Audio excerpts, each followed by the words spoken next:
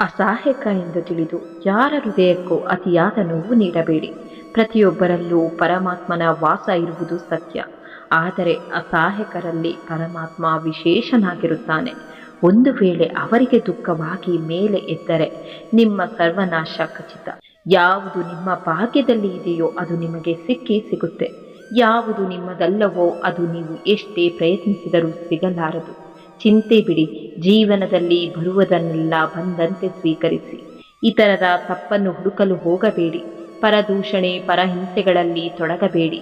ಯಾರ ವಿಷಯದಲ್ಲೂ ಅಪಪ್ರಚಾರ ಮಾಡಬೇಡಿ. ಯಾರನ್ನೂ ಕುರಿತು ಹೊಟ್ಟೆಕಿಚ್ಚು ಪಡಬೇಡಿ.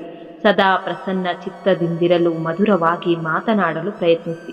ನಿಮ್ಮ ಸಂಭಾಷಣೆಯಲ್ಲಿ ದೈವಶ್ರದ್ಧೆ ವಿನಯ ತುಂಬಿರಲಿ. ನಂಬಿಕೆಗಳು ಹೊಡೆದಾಗ ನೊಂದ ಮನಸ್ಸುಗಳು ಬದಲಾಗುತ್ತೆ ಹೊರತು ಅಹಂಕಾರದಿಂದ ಅಲ್ಲ. ಅತಿ ಬುದ್ಧಿವಂತಿಕೆಯಿಂದ ಮೋಸ ಮಾಡಿದವರು ಕಾಲ ಬಂದಾಗ ಅತಿ ದಟ್ಟತನದಿಂದಲೇ ಮೋಸ ಹೋಗುವುದು ಖಚಿತ. ನಿಮ್ಮನ್ನು ನೀವು ಸಂತೋಷವಾಗಿರಿಸಿಕೊಳ್ಳಿ ಮತ್ತು ಈ ಜವಾಬ್ದಾರಿಯನ್ನು ಬೇರೆಯವರಿಗೆ ನೀಡಬೇಡಿ. ಕಾಯಲು ನಾನಿರುವಾಗ ಕೆಲಸ ಇಲ್ಲದವರ ಮಾತಿಗೆ ಕೊರಗುವುದೇಕೆ? ಯಾರನ್ನು ನಂಬಿ ಬಂದಿಲ್ಲ ಎಂದ ಮೇಲೆ ಎಲ್ಲರೂ ನಮ್ಮೊಂದಿಗೆ ಇರುತ್ತಾರೆ ಎನ್ನುವ ಮೋಹ ಯಾಕೆ? ಕೆಲವರ ಗುಣ ಏನು ಅಂತ ಗೊತ್ತಾದಾಗ ನಮ್ಮಲ್ಲಿ ನಾವೇ ಬದಲಾವಣೆ ಮಾಡಿಕೊಳ್ಳಬೇಕು. ಅದೆಷ್ಟೇ ಕಷ್ಟಗಳು ಬಂದರೂ ಸರಿಯೇ, ಧೈರ್ಯ ಕಳೆದುಕೊಳ್ಳಬಾರದು. ಉದುರಿದ ಎಲೆಗಳು ಎಂದು ಬೇರನ್ನು ಅಲುಗಾಡಿಸಲಾರವು. ದೇವರು ಕೊಟ್ಟಿದ್ದನ್ನು ಖುಷಿಯಿಂದ ಸ್ವೀಕರಿಸಿ. ನಿನ್ನಲ್ಲಿರೋದನ್ನು ಪಡೆಯಲು ಸಾಕಷ್ಟು ಜನ ದೇವರಿಗೆ ಪ್ರಾರ್ಥನೆ ಮಾಡುತ್ತಿರುತ್ತಾರೆ. ನೀನು ಎಷ್ಟೇ ಒಳ್ಳೆಯ ಕಾರ್ಯಗಳನ್ನು ಮಾಡಿದ್ರೂ ಅದರ ಆಯುಷ್ಯ ನೀನು ಒಂದು ತಪ್ಪು ಮಾಡುವವರೆಗೆ ಮಾತ್ರ ಇರುತ್ತೆ. ನಿಮ್ಮ ಗುರಿಯನ್ನು ಸಾಧಿಸುವಲ್ಲಿ ನೀವು ವಿಫಲವಾದರೆ ತಂತ್ರವನ್ನು ಬದಲಾಯಿಸಿ, ಗುರಿಯನ್ನಲ್ಲ. ತನ್ನ ಗುಟ್ಟನ್ನು ಯಾರೊಂದಿಗೂ ಹಂಚಿಕೊಳ್ಳಬೇಡಿ. ಯಾಕೆಂದರೆ ಜೀವನದಲ್ಲಿ ಯಾವ ಮಿತ್ರ ಯಾವಾಗ ಶತ್ರು ಆಗುತ್ತಾರೆ ಎಂದು ಹೇಳಲು ಸಾಧ್ಯವಿಲ್ಲ. ಯಾರಿಗೆ ನಿನ್ನ ಪ್ರೀತಿಯೇ ಅರ್ಥವಾಗುವುದಿಲ್ವೋ ಅವರಿಗೆ ನಿನ್ನ ನೋವು ಎಂದೂ ಅರ್ಥವಾಗುವುದಿಲ್ಲ. ಕಠಿಣವಾಗಿರುವ ಕಬ್ಬಿಣವನ್ನು ಬೆಂಕಿ ಕರಗಿಸುತ್ತೆ. ಹಾಗೆ ಭಗವಂತನ ನೆನಪು ಬೆಂಕಿಗಿಂತಲೂ ತೀಕ್ಷ್ಣವಾದುದು. ಅದು ಜನ್ಮ ಜನ್ಮಾಂತರದ ಪಾಪವನ್ನು ಕರಗಿಸಿಬಿಡುತ್ತೆ. ಕಾಲ ಯಾರ ಸ್ವತ್ತು ಅಲ್ಲ. ನೊಂದವರಿಗೂ ನೋಯಿಸಿದವರಿಗೂ ಒಂದಲ್ಲ ಒಂದು ದಿನ ಮಾಡಿದ ಕರ್ಮಕ್ಕೆ ತಕ್ಕ ಫಲ ಕಾದಿರುತ್ತೆ. ನಿನ್ನನ್ನು ಕಳೆದುಕೊಳ್ಳಲು ಯಾರು ಭಯಪಡುತ್ತಾರೋ, ನಿನ್ನ ಮಾತಿಗೆ ಯಾರು ಗೌರವ ಕೊಡುತ್ತಾರೋ ಅಂಥವರನ್ನು ಪ್ರೀತಿಸು. ಆಗಲೇ ಆ ಪ್ರೀತಿಗೊಂದು ಬೆಲೆ, ಮಾತಿಗೊಂದು ಅರ್ಥ. ಸೇವೆ ಎಲ್ಲರಿಗೂ ಮಾಡು, ಆದರೆ ಪ್ರತಿಫಲ ಯಾರಲ್ಲೂ ಬಯಸಬೇಡ. ಯಾಕೆಂದರೆ ಸೇವೆಯ ಪ್ರತಿಫಲ ನೀಡುವುದು ಭಗವಂತ, ಮನುಷ್ಯನಲ್ಲ. ನಿಮ್ಮ ಜೀವನದ ಪ್ರತಿಯೊಂದು ಕ್ಷಣದಲ್ಲಿ ನಿಮಗೆ ಕಷ್ಟವನ್ನು ಕೊಡುವವರು ಕಾನೂನಿನ ಕಣ್ಣನ್ನು ಮುಚ್ಚಿಸಬಹುದು, ಆದರೆ ಕರ್ಮದ ಕಣ್ಣನ್ನು ಮುಚ್ಚಲು ಸಾಧ್ಯವಿಲ್ಲ. ತಾವು ಮಾಡುವ ಪ್ರತಿಯೊಂದು ಕರ್ಮದ ಫಲವು ಅವರ ಖಾತೆಗೆ ಜಮಾ ಆಗುತ್ತೆ.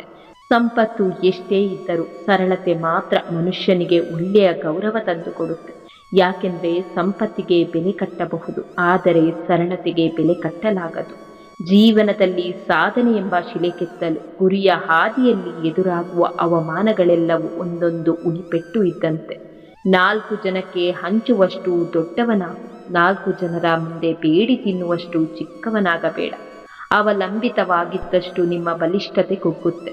ನಿನ್ನ ಅವಶ್ಯಕತೆಗಳು ನಿನಗಿಂತಲೂ ಹೆಚ್ಚು ನನಗೆ ತಿಳಿದಿದೆ. ಚಿಂತಿಸದಿರು. ನಿನಗೆ ಏನು ಸಿಗಬೇಕೋ ಅದು ಸರಿಯಾದ ಸಮಯಕ್ಕೆ ನಿನ್ನ ಬಳಿ ಬರುವುದು. ತಾಳ್ಮೆ ಇರಲಿ. ಬೇಡವಾದ ವಿಷಯಗಳಿಂದ ದೂರವಿದ್ದರೆ ಬೇಕಾದಷ್ಟು ನೆಮ್ಮದಿ ಸಿಗುತ್ತೆ.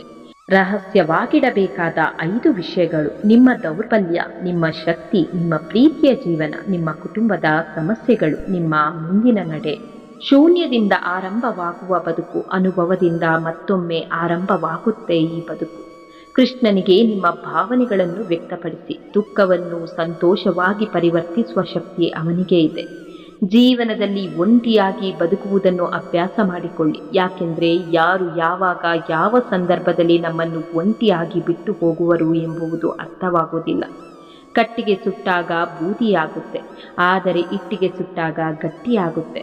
ಕಷ್ಟಗಳನ್ನು ಎದುರಿಸಿ ಮುನ್ನುಗ್ಗಿದಾಗ ಮಾತ್ರ ಜೀವನದಲ್ಲಿ ಸುಟ್ಟ ಇಟ್ಟಿಗೆಯಂತೆಯೇ ಗಟ್ಟಿಯಾಗುತ್ತೇವೆ. ಎಲ್ಲಿಂದ ಅಹಂಕಾರ ಆರಂಭವಾಗುತ್ತೋ ಅಲ್ಲಿಂದ ಜ್ಞಾನ ಅಂತ್ಯವಾಗುತ್ತೆ. ಎಲ್ಲಿಂದ ಜ್ಞಾನ ಅಂತ್ಯವಾಗುವುದೋ ಅಲ್ಲಿಂದ ಸರ್ವನಾಶ ಆರಂಭವಾಗುತ್ತೆ. ಕಾಲ ಯಾರಿಗೂ ಕಾಯಲ್ಲ. ಇವತ್ತು ಅವರದ್ದಾಗಿದ್ರೆ ನಾಳೆ ನಮ್ಮದಾಗಿರುತ್ತೆ. ತಾಳ್ಮೆ ಇರಬೇಕು ಅಷ್ಟೆ. ಭಗವಂತನು ವರವನ್ನಾಗಲಿ ಶಾಪವನ್ನಾಗಲಿ ಕೊಡುವುದಿಲ್ಲ, ಆದರೆ ಅವಕಾಶಗಳನ್ನಷ್ಟೇ ಕೊಡುತ್ತಾನೆ.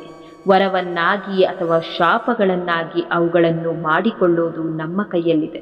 ಯಾರನ್ನೂ ನಂಬಿ ಬದುಕಬಾರದು. ತಂದೆ ತಾಯಿಗಳ ದುಡ್ಡಿನಲ್ಲಿ ಶೋಕಿ ಮಾಡಬಾರದು. ದಾನ ಕೊಟ್ಟ ಮೇಲೆ ಹೇಳಬಾರದು. ಕಟುಕರಿಗೆ ಕನಿಕರ ತೋರಿಸಬಾರದು. ಅಯೋಗ್ಯರಿಗೆ ಸಹಾಯ ಮಾಡಬಾರದು. ನೋಯಿಸಿದವರನ್ನು ಎಂದಿಗೂ ಮರೆಯಬಾರದು. ನಮಗೆ ಬೆಲೆ ಕೊಡದವರ ಸನಿಹ ಇರಬಾರದು. ಮಾತು ತಪ್ಪಿದವರನ್ನು ಮತ್ತೆ ನಂಬಬಾರದು. ಕೃಷ್ಣ ಹೇಳುತ್ತಾರೆ, ಏನಾದರೂ ಮಾತನಾಡುವಾಗ ಸ್ವಲ್ಪ ಯೋಚಿಸಿ ಮಾತನಾಡಿ. ಯಾಕೆಂದ್ರೆ ನಿಮ್ಮ ಮಾತುಗಳು ಕೆಲವರ ನಗುವನ್ನೇ ಕೊಲ್ಲಬಹುದು. ನಿನ್ನನ್ನು ನೀನು ಬಲಹೀನನೆಂದು ಭಾವಿಸುವುದು ಅತಿ ದೊಡ್ಡ ಪಾಪ. ನೀನು ಬಿದ್ದಿದ್ದರೆ ಎದ್ದು ನಿಲ್ಲಲು ಪ್ರಯತ್ನ ಪಡು, ಹೋರಾಡು, ಸಂಪೂರ್ಣ ನಿಷ್ಠೆಯಿಂದ ನಿನ್ನ ಕರ್ತವ್ಯ ಕರ್ಮ ಮಾಡು, ನಿಭಾಯಿಸು. ಉಳಿದ ಎಲ್ಲವನ್ನೂ ನನಗೆ ಬಿಟ್ಟು ಬಿಡು. ಒಳ್ಳೆಯವರ ಜೊತೆ ಯಾವಾಗಲೂ ಒಳ್ಳೆಯವನಾಗಿಯೇ ಇರು, ಆದರೆ ಕೆಟ್ಟವರ ಜೊತೆ ಕೆಟ್ಟವನಾಗಬೇಡ. ವಜ್ರವನ್ನು ವಜ್ರದಿಂದ ಕತ್ತರಿಸಬಹುದು, ಆದರೆ ಕೆಸರನ್ನು ಕೆಸರಿನಿಂದ ತೊಳೆಯಲಾಗದು. ಜೀವನ ಅರ್ಥವಾದಂತೆಲ್ಲ ಮನಸ್ಸು ಮೂಕವಾಗುತ್ತೆ, ಮಾತು ದೂರವಾಗುತ್ತೆ, ಸಂಪೂರ್ಣ ಮೌನ ಆವರಿಸುತ್ತೆ. ಅರ್ಜುನ ಕೇಳುತ್ತಾನೆ, ಎಲ್ಲವೂ ಹಣೆ ಬರಹದಲ್ಲಿ ಬರೆದಿದ್ದಾರೆ ಅಂದ ಮೇಲೆ ಪ್ರಯತ್ನ ಪಟ್ಟು ಫಲವೇನು ಎಂದು. ಶ್ರೀ ಭಗವಾನ್ ಕೃಷ್ಣ ಉತ್ತರಿಸುತ್ತಾರೆ, ಯಾರಿಗೆ ಗೊತ್ತು, ಪ್ರಯತ್ನ ಪಟ್ಟರೆ ಸಿಗುತ್ತದೆ ಎಂದು ಹಣೆ ಬರಹದಲ್ಲಿ ಬರೆದಿದ್ದರೆ ಪ್ರಯತ್ನಂ ಸರ್ವಸಿದ್ಧಿ ಸಾಧನ.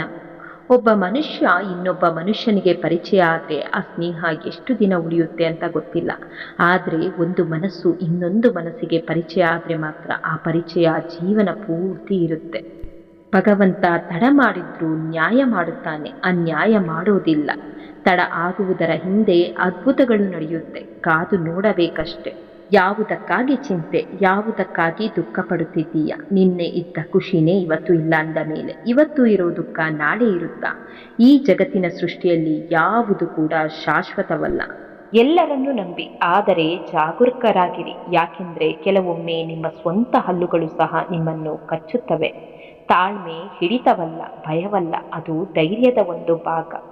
ಪ್ರತಿಯೊಬ್ಬ ವ್ಯಕ್ತಿಯು ತನ್ನ ಪಾಲಿಗೆ ಬಂದ ಕರ್ತವ್ಯ ಅಥವಾ ಜವಾಬ್ದಾರಿಯನ್ನು ಸರಿಯಾಗಿ ನಿರ್ವಹಿಸಿದ್ರೆ ಅವನು ಜೀವನದಲ್ಲಿ ಸಾಫಲ್ಯವನ್ನು ಪಡೆಯುತ್ತಾನೆ.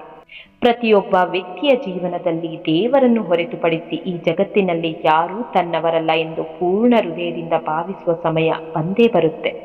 ನಿಮ್ಮ ಹೃದಯವನ್ನು ಸೃಷ್ಟಿಸಿದವನಿಂದ ಮಾತ್ರ ಅದನ್ನು ಗುಣಪಡಿಸಲು ಸಾಧ್ಯ. ಎಲ್ಲವೂ ತಿಳಿದಿದೆ ಎಂದು ಹಿಗ್ಗುವುದಕ್ಕಿಂತ ಇನ್ನೂ ಕಲಿಯುವುದಿದೆ ಎಂದು ತಲೆ ತಗ್ಗಿದರೆ ನಿಮ್ಮ ವ್ಯಕ್ತಿತ್ವ ತಲೆ ಎತ್ತಿ ನಿಲ್ಲುತ್ತೆ.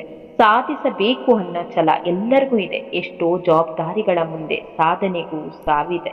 ಇನ್ನೊಬ್ಬರ ಬಗ್ಗೆ ನಮಗೆ ಏನು ತಿಳಿದಿದೆಯೋ ಅದನ್ನು ನಂಬಬೇಕೇ ಹೊರತು ಬೇರೆಯವರಿಂದ ಕೇಳಿದ್ದನ್ನಲ್ಲ. ಒಳ್ಳೆಯದನ್ನು ಹೇಳುವವರು ಕೆಟ್ಟವರಾಗಿ ಕಾಣುವರು, ಕೆಟ್ಟದ್ದನ್ನು ಹೇಳುವರು ಒಳ್ಳೆಯವರಾಗಿ ಕಾಣುವರು. ಹೀಗಾಗಿ ಯಾರಿಗೂ ಏನನ್ನೂ ಹೇಳಬೇಡ, ಅವರು ಮಾಡಿದ್ದು ಅವರ ಜೊತೆ. ಅತ್ಯಂತ ಕೆಟ್ಟ ಸಮಯದಲ್ಲೂ ಮನಸ್ಸಿಗೆ ನೆಮ್ಮದಿ ಕೊಡುವ ಮಾತು, ಈ ಸಮಯ ಬದಲಾಗುತ್ತೆ.